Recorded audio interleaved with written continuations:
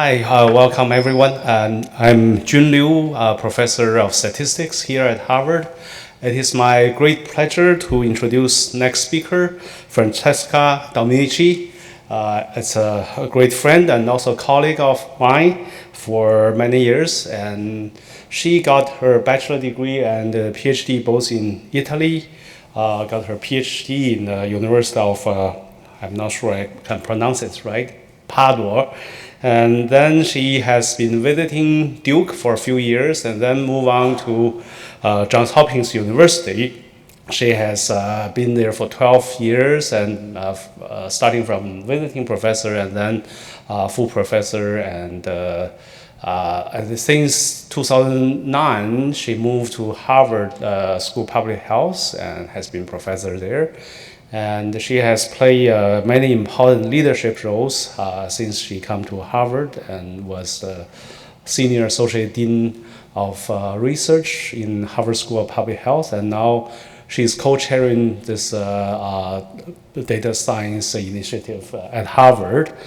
She has made significant contributions in various very important epidemiology projects, especially a few important ones related to environments and health.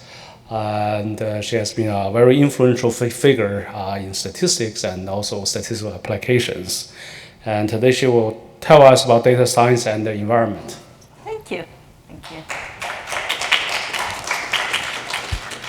Thank you for the lovely introduction. It's a pleasure to be here. Thank you for inviting me.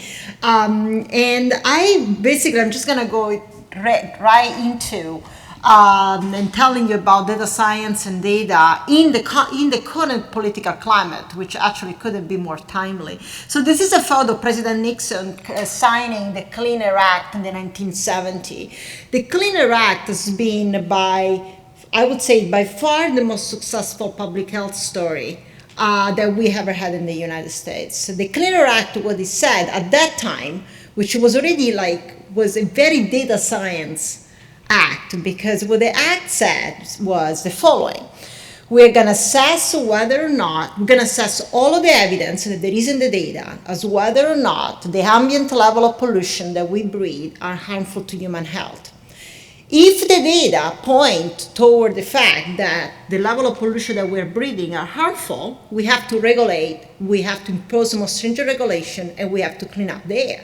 So it's actually amazing that in 1970, this was a data science law, and guess what? When you look at data to implement regulation, things works. As a result of the Clean Air Act in the 1970, these are the ambient level of pollution in the United States. And regardless, I'm going pollutant by pollutants, but I think the trends is pretty clear. And so that was actually what I'm going to talk to you about data science, the largest amount of data ever be assembled before to inform regulatory policy, in a context where we live right now of an administration that is actually rolling back some of these regulations and attacking science.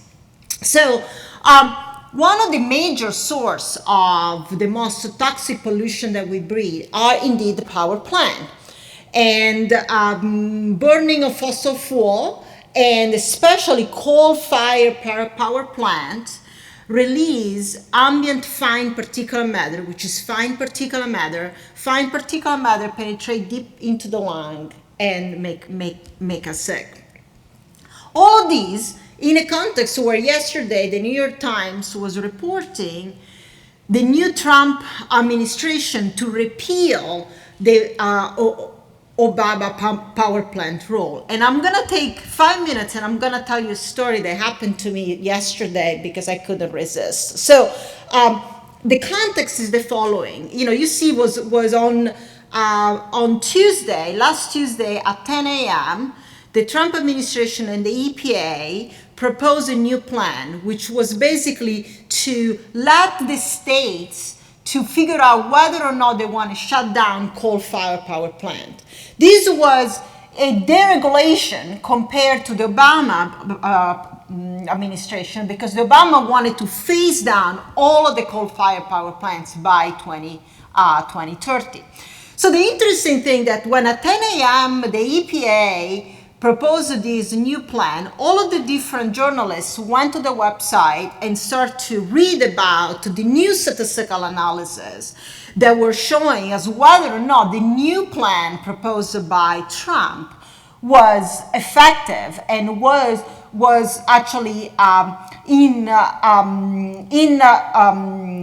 consistent with the law, because you're not supposed to pass a regulation if you're killing people, right? But what happened was that, so I got a call from a CNN reporter. She works for Sanjay Gupta. 15 minutes after the new plan was released. And she was looking at the top table 4.6. So this was document was available on the website. And the table, if you look at the caption, okay, I'm going to a sidetrack, but I thought this is so important, I couldn't resist to share. The table, you see that the caption said, avoided premature death among adults. And the reporter called me and she said, Dr. Dominici, I don't understand, you do this analysis. It is my understanding that the Trump administration role is going to be less stringent. And so we're going to increase pollution. So how is possible they're saving life? How is possible they're going to save 1,100 lives if they're going to increase pollution? I don't understand. Can you explain to me what's behind this calculation? And I mean, they just published 100 pages calculation, which by the way is all data science. And I was like, I don't know, but it seems really strange to me. So we start spending time at the phone. And I'm looking back at the documents and I'm making two simple statistician conclusion. One is it was clear that the new Trump administration rule will increase pollution, not decrease, okay? That's fact number one. Fact number two, it's clear that the slope, the more pollution, there are more deaths, okay? So I took these two facts together and I told her, look, this table is wrong. It cannot be possible they're saving life. I just can't believe it. And she said, are you sure? I said, well, I mean, I haven't checked all the calculation. But I said, this is what you need to do. You need to email them, and you can quote me on the paper and say that I'm pretty certain this is not avoided premature death. These are extra deaths. And they're either correcting the table, or you can put me on record. They are misleading the public. 12:05 p.m., that's the new table. Changes in premature deaths. They changed the label of the table. So that's telling you that the current administration, the current E.P.A. is misleading. Yes, you can take a picture. Not only that, but they did not admit that the table on top, they changed that, okay? So I know this is like a side thing, but I was like, oh my God. And if it wasn't for this clever CNN reporter, so if you look at the New York Times, and then she called her friend at the New York Times. The New York Times article yesterday, the title I said, EPA admit there will be 1,400 extra deaths. That word admit come from this, from we call them and say they have to admit that they're killing people and they're not saving people. But so anyway, I'm sorry, I couldn't resist, but to tell you, again, data can really and how the people are misleading is crazy. So that's what we're trying to do. We're trying to do this calculation right and give it the right information and allowing everybody to make this calculation. So what I do and what my team does is to develop statistical methods and research tool and data science tool to analyze the largest possible data repository on environmental exposure, on health outcomes, and confounders. So we're taking all of the available public health data on ambient level of pollution. We are developing machine learning methods and neural network to estimate ambient level of pollution. We're linking with the health outcome, and we're also accounting for all confounders. Now, this research data platform, there is the word open research data platform, is because I'm building all of this at Harvard with the understanding that if people want to access the data and want to work with us in analyzing the data or developing statistical methods for causal inference, they're mostly welcome. So I'm just going to show you one of the analyses that we did, and there are many, many others. But one of the important aspects of our work was really to address the question, which is the policy question, which is whether or not exposure to fine particulate matter below the national ambient air quality standard increases mortality risk. And remember, Clean Air Act in the 1970 again said, if data and data science tell us that the current safety level are not safety enough, we need to regulate. So we assembled the largest ever data. This is a really big data. These are 60 million people, actually 67 million per year. And they are actually now originally we have data up to 2012, and now we have updated data up to 2015. For every single person in the United States, when they turn 65, they are enrolled in the Medicare system. We know their zip code of residence, and we follow them longitudinally, so we know where they go to the hospital, for what, and the day of death. We have a bunch of individual level information, like age of entry, date of death, year of entry, sex, race. Whether or not they're also eligible for Medicaid, that's very important because an indicator of socioeconomic status. And importantly, we know their zip code of residence. So by knowing the zip code of residence, we can also link this data by zip code to many other data, including the census data, and estimating the low exposure of pollution. So that is just the map. So just to give you a sense of this analysis, we have to analyze 480 million person years record. So it's, this is definitely big data. One important data science aspect, which was an element that I think it's, that there is definitely so much more potential and more work, is to estimate the level of pollution of 1 kilometer to 1 kilometer grid for the entire United States.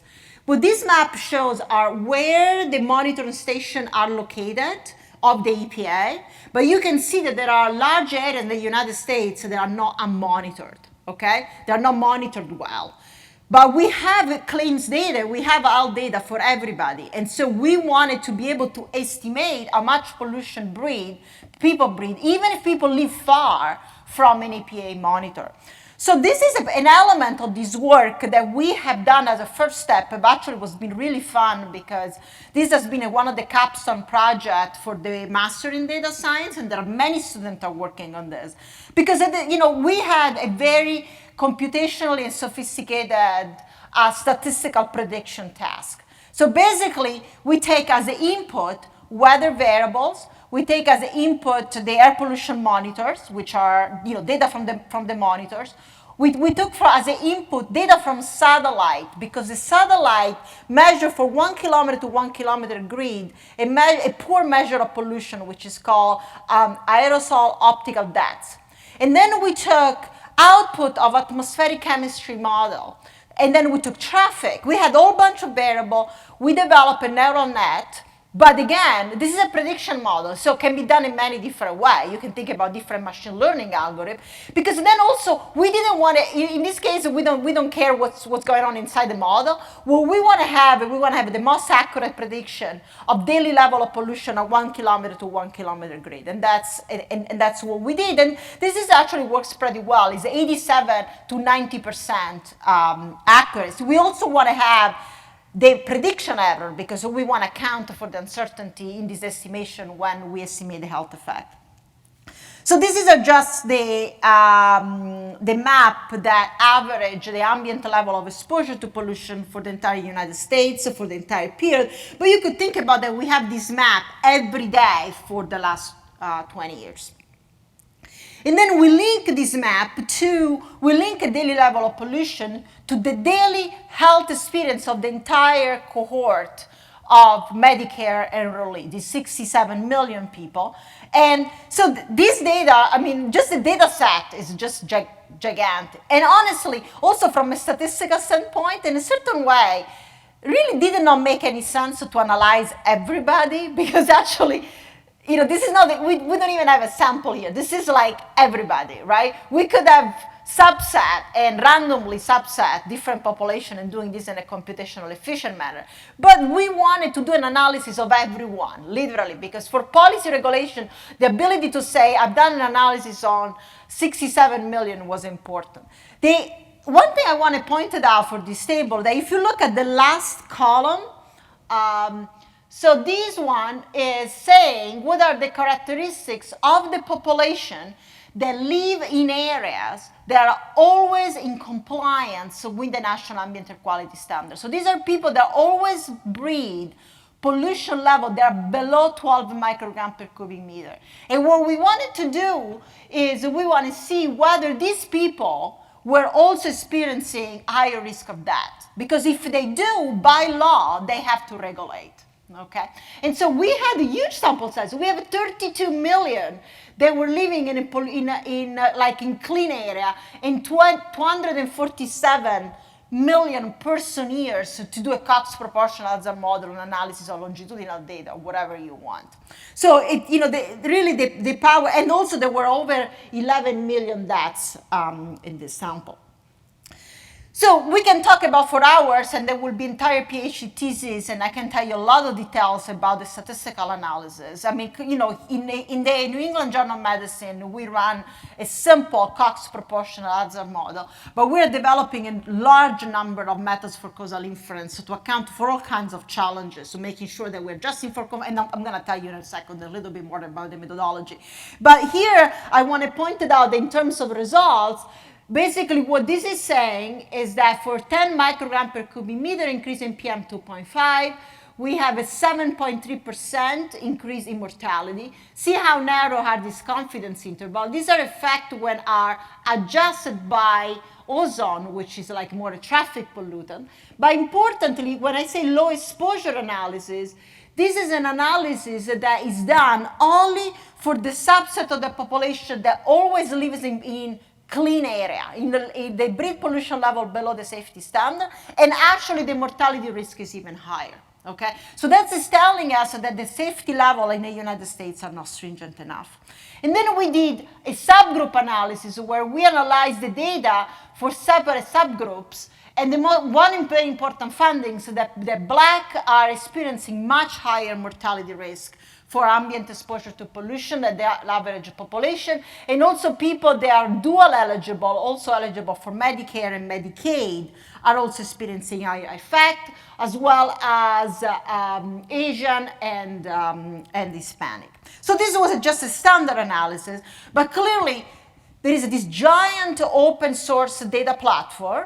We have done a standard analysis. As you can see, there is a lot of political debate about about this evidence. But then there are enormous amount of methodological challenges and opportunity to develop a lot of methods for causal inference. So we're working on methods for causal inference in the context where your exposure or treatment is multidimensional and is continuous. We need to account for exposure error, the fact that the exposure to air pollution is measured with error. There could be some unmeasured confounding bias, so that's something that we are dealing with. And also, we want to discover groups of population that are most affected or less affected without identifying them a priori. And then there are a lot of issues clearly with the reproducibility of the statistical analysis. So just to say that in the context of big data and data science, and then in this context, clearly we are far away, and I guess most of the talks at this conference is to be in a situation where you're testing an hypothesis, you do a randomized study, you have things under control, and then you can conduct the analysis. Everything here is out of control, right? There is the data first, and there is the analysis second. And also, again, it's like, is there anything that we can control? I mean, I gave you evidence that actually we are at the point where the current administration changed the caption of a statistical analysis, the caption of a table of a statistical analysis to mislead the public. So that tells you even more the importance of open science and rigorous science. Just to give you a sense of some of the statistical challenges that some of my students and we are dealing with, this is a classical but highly challenging spatial misalignment problem, because when I say we do this study, the exposure to pollution is a 1 kilometer to 1 kilometer grid. for every 1 kilometer to 1 kilometer grid for the whole bloody continental United States. And then we have to go from there to zip code level data with the boundary of the zip code level changing. So these are the kinds of statistical challenges that we are dealing with. The other one, which we are using actually honest inference, a regression tree, and causal inference tree to discover subgroups of the population that are most affected and less affected after we have adjusted for confounding. Clearly, there is a lot of statistical methodology development that is behind of this data. And I just wanted to say that because if people are interested in analyzing this data, if they're interested in developing new methodology, please get in touch because there is a lot of work we're doing about this. So the other part that is a little bit of a political part, which I think is also important from a policy and also for data science, is that, as I said, when I show you the table, and every time there is an argument about doing a regulation, well, the regulation also always has to go back to science. And the science has been saying that exposure to pollution kills people. So one way to do deregulation is to attack science. In fact, the E.P.A. just announced a new rule, which is basically saying that under this new rule, the E.P.A. will require that all the underlying data for all of the scientific studies used by each agency to formulate air and water regulation must be public available. That will sharply limit the number of studies available for consideration because much research relies on confidential health data from study subjects. So this is an attack to science. I understand the importance of making data public available, but this is a way of disregarding a lot of the available science. Now, my own study, I'm actually the last one standing, because we are the only one, because we have created this open research data framework, and because we rely on claims data from Medicare and Medicaid data, actually I'm not subject to this rule. So the study we're publishing and the analysis that we're conducting can have a role in regulation because we are relying on public available data. And so this was a piece by Susan Cossier in Science that actually cite our work as probably the only piece of evidence, data science evidence, still standing there that cannot be eliminated because of the transparency rule, because our analyses are indeed transparent and rely on public available data, which enhance the importance of doing open source analysis and doing reproducible research. So we're spending a lot of time in building tools, in developing methodology, linking the data in a way that is accessible by others and is reproducible by others. You can look on the website or you can email me. There is 2 members on my team. They're really working on what I call an open science framework. Again, because we do think that advancement of science, advancement of data science is not only advancement of data science and methodology, but it's advancement of pretty much of every single decision that we make. So there is a website where you can download the data, you can download the original data, you can download the software that we use to link the data, you can download the software that we have developed methods. Now, I wanted to brag a little bit about this and see if I can get it and show you a video and just to tell you about the importance of this work and the political consequences. Let's see. The last 5 years, EPA's regulatory initiatives have been preoccupied with particulate matter as if it was a source of major risk to premature mortality. I looked at a lot of the data and studies, and I had my staff pull just to try to, for the hearing, and they pulled one study, which is one of the most comprehensive, really an unprecedented study that was published in the New England Journal of Medicine from Harvard University, which looked at 60 million Medicaid participants, and the study found, in fact, no evidence of safe levels of exposure to particulate matter. That it really sounded the alarm. And I'll tell you, the disturbing to me is how this particulate matter seems to affect low-income people, affects poor folks. And as a result, disproportionately people of color. And they show that the higher risk of premature deaths for African Americans, for example, are 3 times higher 3 times higher. And so I just really need to understand your position on the urgency of particulate matter and dealing with this. So I think that what I'm really trying to get at is, do you or do you not believe that we have a crisis of particulate matter in the United States of America in certain communities now, especially low-income communities? Why would, when the bulk of the country attained the National Ambient Air Quality Standard for fine particulate matter, that to me is confusing if there is a crisis. Well, I don't find it confusing. I find it really concerning. As we have a nation right now with the #1 reason why kids miss school, medical reason, is asthma. That we see that disproportionately in communities that are dealing with real problems with particulate matters, whether it's highways, airports, CAFOs, or the like. I find it deeply, deeply concerning, your past statements and your inability right now to say for the record that you think there is a crisis in this country with particulate matter and the respiratory diseases that are affecting so many of our children.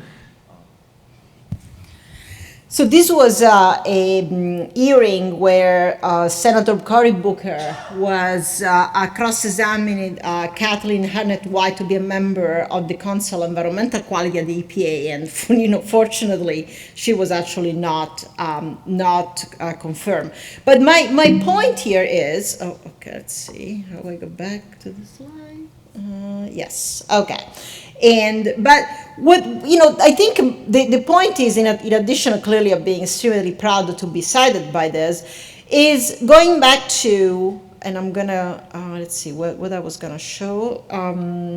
Oh yes, going back to data science and methods, and research data platform. So I think that when we're talking about, there is all of this buzz about big data and about data science, about statistical methodology. I do feel that whenever there are really, really important policy questions, and here we're all talking about environmental policy, regardless of the crazy political environment or the opinion and the pressure that we are, building data and data platform and linking the best possible data, and at the same time developing rigorous and well-validated statistical tool that can analyze these data and be able to make it open to the public and to be able to advance science in the way, in the long term, even if we got to the point as yesterday of publishing the wrong information,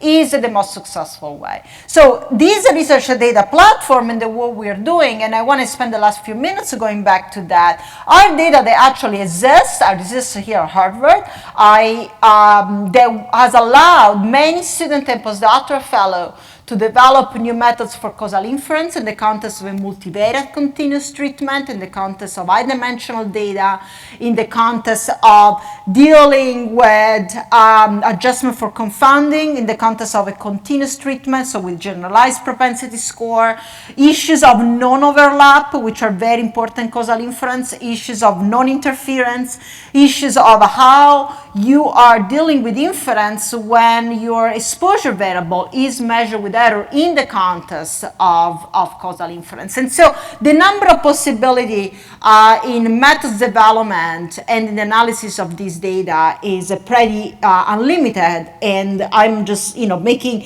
a kind of call to say that everyone is interested in getting involved can please be in touch with me. So I'm just going to wrap up with a few more things, and then I'm going to make sure to leave some time if there are questions.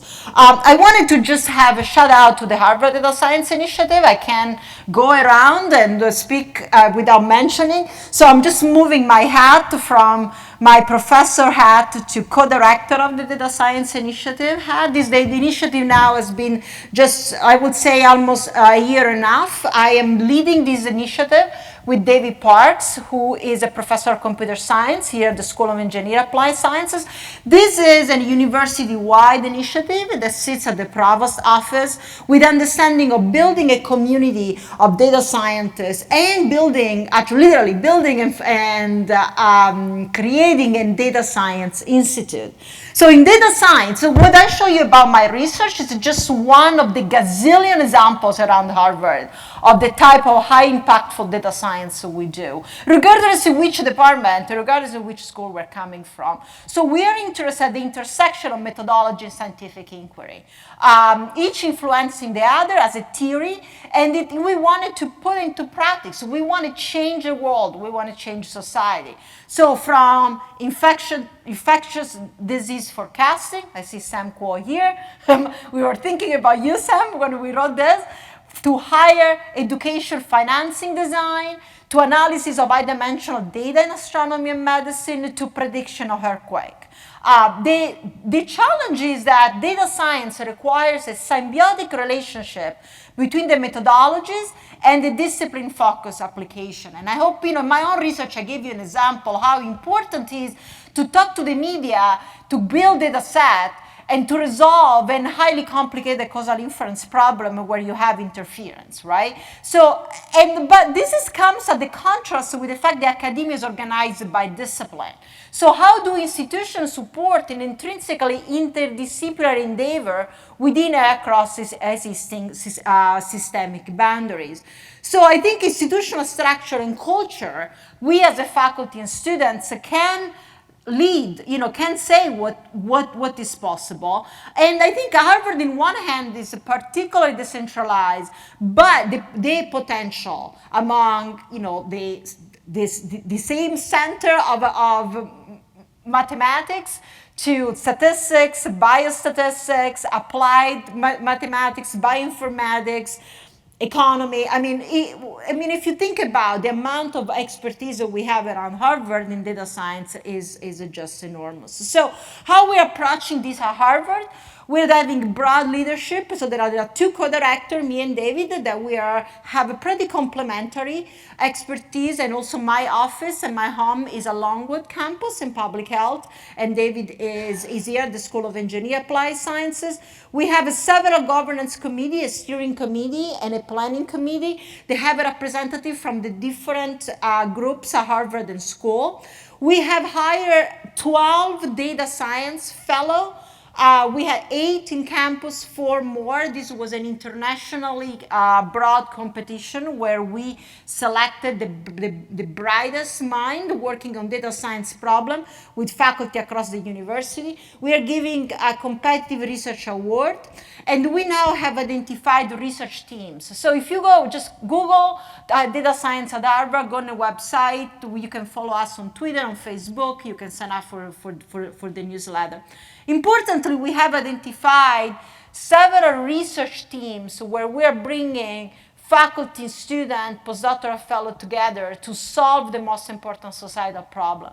The 4 teams plus a methodology team, because we feel that data science is important, must also have faculty that are really interested in methodological development. So we're interested in networks and markets. So there are all kinds of research questions regarding networks and influence, all of these issues about how your interaction with the internet shape your opinion, which I know is very lively.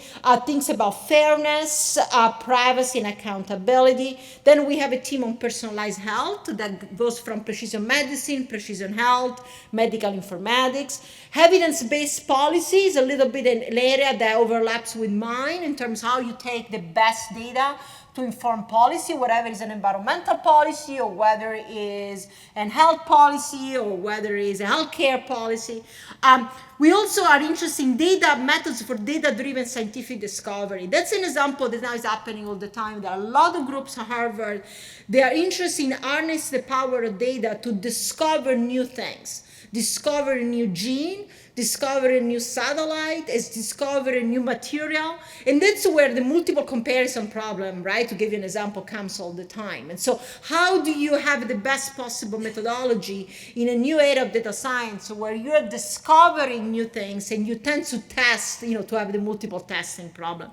And then clearly the methodologies. We are so rich in methodology, from causal inference, deep learning, visualization, Monte Carlo methods. I mean, they're all there. And so these are also part of extremely important elements. So right now we have 2 data science research labs, one at the QSS. We have some startup from the provost. There will be built a 3-master program. There is now a newly launched master in data science between statistics and computer science. I guess they're starting any moment, if I haven't started yet. We had in campus 8 data science fellows, 4 more are coming. We have been funding more grants and so on. So these are just 8 of our fellows.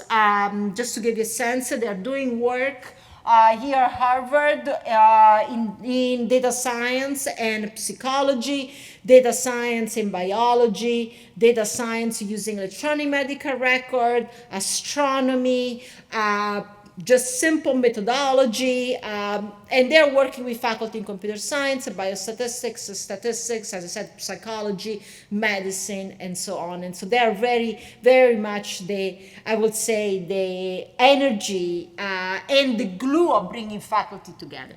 So this is my last slide. I think the goals of the Data Science Initiative is to build a collaborative community to bring diverse approaches to clinical problems in data science, to establish an institute with a physical home in Alston, to recruit the best faculty, student, and professional data scientists to advance the cutting-edge research that will revolutionize individuals, industry, society.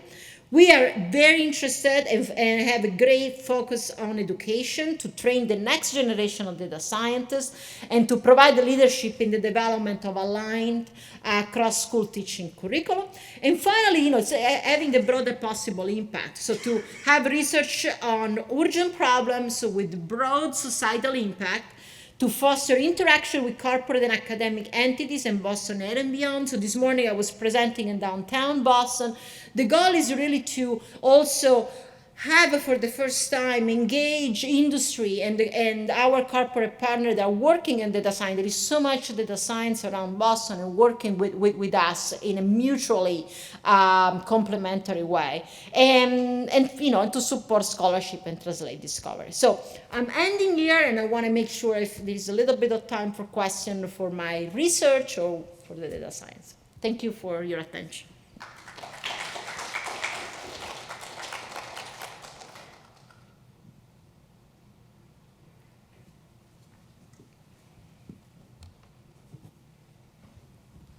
Thank you very much for your inspiring talk. I have a small question about the technique you use in the NEJM article. You mentioned that you have to estimate the continuous air pollution data from the data points, and the choice of method is like neural networks. And we know that we have many different methods to do that estimation. So is the neural network the method of choice because it's more accurate or something? Yeah, I think that this is, I'm so glad you asked that question. So this was work that was led by my colleague George Worth, and a PhD student in biostat. So, this is one thing they did and performs very well. But I think what's exciting about this is that the data are out there, and we're actually, through the summer, we have a group of students from the computer science department that are using different approaches. So, whether or not what we are currently doing is the best, and to the degree to which there is an opportunity to a substantial improvement is something I don't know, but that's something I think it's, this is what is exciting about this, so that will be fun to find out. The other thing that you should realize, the computational burden of this is enormous. So remember, this is a 1 kilometer grid, entire continental United States, every day for the last 20 years. So this is why we need data science. I'm sure that there must be computational efficient way to do these prediction best, in a way that is better what we're doing and how we validate, and so we did one thing, but the data are there to give opportunity to many others to do better. So.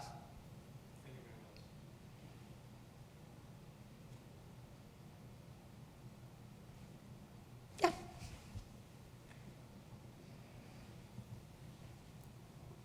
How often do you find professors able to translate their research into public media like you showed us? Well, I think, I don't know. So I had to learn. I realized at the beginning I was very reluctant to speak to the media. I think it's something that some of the professors build confidence over time in doing it. I do think, so different, as in everything, some professors are better than others. I do think, though, that in the field of data science and the field of statistics, we as a professor in statistics always had been pretty shy and tend not to be called to comment on these things. I do think I found in the last few years, especially as my work was not only publishing in the statistical methodology literature, but was going into the top medical journal. I think that it's really an opportunity for us to play that role. And so the reason why I show you, I took like a side thing and I show you this slide, right? I mean, this is important, you know what I mean? This is really important. And, not because I want to say, I want to brag about me, but if I were not, I spent the whole Tuesday figure out what's going on. And I could have said, I'm sorry, I'm busy, just talk to somebody else, right? And so I think, and not because I am particularly smart. Any first year student in statistics can figure this out. It's just a question of time, but a question also to educate. And so this is one example, I think, of what's happening all the time, where especially in contexts where very powerful situation, they misled, they put numbers out there and they don't explain what they are. And if it were for that reporter that took the extra time and kept bugging me and say, I don't understand, I don't believe it. And she was she insisted because, I had like another gazillion things to do, you know what I mean? But then she kept pushing me and she said, can you sit down and explain this to me? She said, because I'm gonna write that this policy is saving 1,400 deaths. And she said, that doesn't sound right to me, but I'm not a statistician and I need to figure it out. And so it was actually kind of, it was hard for me because in one hand, I wasn't sure because I didn't double check. But on the other hand, that's the role of a data scientist. You put two things together, pollution goes up, the pollution kill, that table is wrong, right? So I think that we as a faculty need to spend time, especially in this new data science where there are a lot of conclusions that are made based on analysis of data, to spend time to make sure that what is put out there is accurate, and then we teach the student and the media and whoever we talk to make sure that a capture of the table, a table caption is accurate. I am convinced that that was done purposely. So.